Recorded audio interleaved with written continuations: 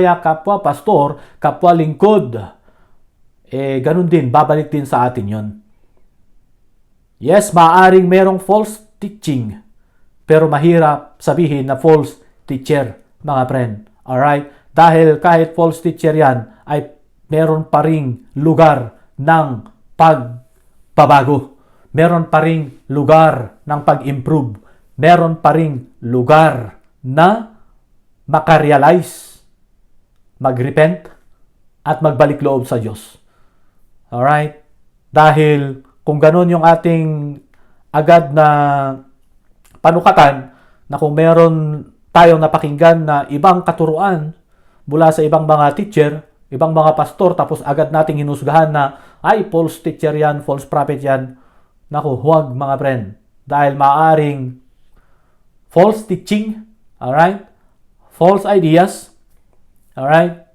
Pero huwag nating agad sabihin na false teacher kasi marami naman dyan mga sikat na teacher, pastors, alright, leaders ng church na nagbabago din sila ng kanilang pananaw, ng kanilang pag-interpret.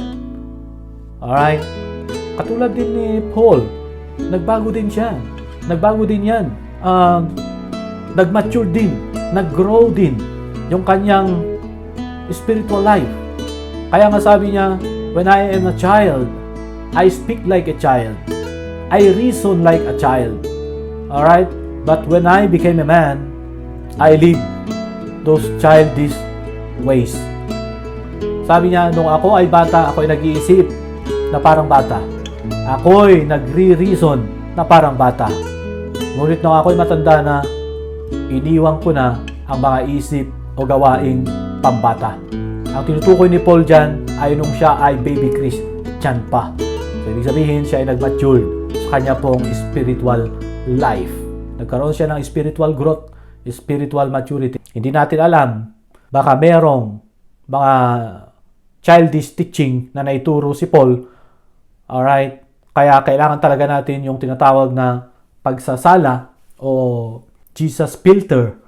Kaya kailangan talaga natin ang Jesus filter upang lahat ng katuruan na ating napapakinggan, naririnig, nababasan, napapanood, ay padaanin natin sa Jesus filter.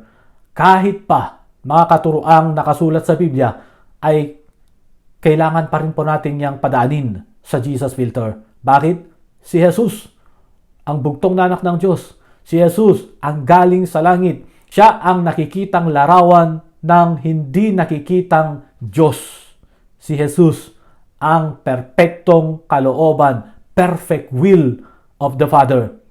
Kaya nga sabi sa tinig, doon sa Transfiguration, this is my Son, whom I am well pleased. Hear Him. Ito ang aking sinisintang anak, siya ang pakinggan ninyo. O pakinggan ninyo siya. Si Jesus ang pakinggan po natin. Hindi ang mga propeta, hindi ang mga disciple, hindi ang ating mga pastor o leader, o kahit sino pa man. Yes, hindi masamang makinig sa kanila, pakinggan natin sila, ngunit salain natin, padaanin natin ang lahat ng ito sa salaan ng Panginoon Jesucristo. Ano ba yung Jesus filter na tinatawag? Ito yung buhay ni Jesus. Ito yung misyon ni Jesus. Ano ba yung misyon ni Jesus? Ito yung interpretasyon ni Jesus. Ito yung katuruan ni Jesus. Alright? Ito yung kautusan, action, application ng Panginoon Jesucristo. Ito yung Jesus filter. Ito yung Jesus lens na dapat pag-aralan, pagtuunang pansin ng bawat Kristiyano, lalo na ang mga leader at pastor, upang hindi sila mahulog sa bitag ng kaaway. Kasi marami talagang Phariseeism, marami talagang Pharisaic mindset na nakahalo sa buhay ng maraming Kristiyano ngayon, lalo na ang mga pastor at leader ng maraming simbahan. Kung gagamitan natin ng Jesus filter, Jesus lens, ay talagang maraming hindi lulusot. Kaya mga friend, muli, huwag ninyo akong awayin kung ako ay magtuturo.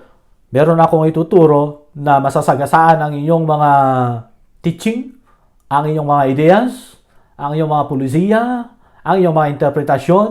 Alright? Huwag po ninyo ako agad awayin. sa pag-aralan natin kung ano ang Jesus filter, ano ang Jesus lens. Alright? Christ-likeness. Yun. Jesusness. Christ-likeness. Yung character ng Panginoong Kristo, yun ang dapat nating gamitin na panukatan sa lahat ng katuruan, sa lahat ng mga pulisiya na ating pong ikinabit sa ating mga buhay at sa ating pong ministeryo upang tayo ay patuloy na makasunod sa kalooban ng Amang nasa langit. So lagi nating sinasabi na walang perfect na pastor, walang perfect na guro, walang perfect na church. Yes, there's none. Walang perpekto, ngunit merong perpekto. Si Jesus at ang kanyang katuruan, ang kanyang buhay, ang kanyang interpretasyon, ang kanyang examples, ang kanyang kautusan. Yun ang perfect na dapat nating panukatan at gamitin upang lahat ng ating pong itinuturo, iniuutos, pulisiya sa buhay at sa buhay ng mga Kristiyano ay malagay sa tono na maayon sa tono ng Panginoong Kristo. So yun lamang po mga friend. Muli, ako po ang inyong pong kaibigan sa ere, Marvin Gano ng Margan Channel, Margan Tos, Margan Things and Friend Margan na nagsasabing, alright!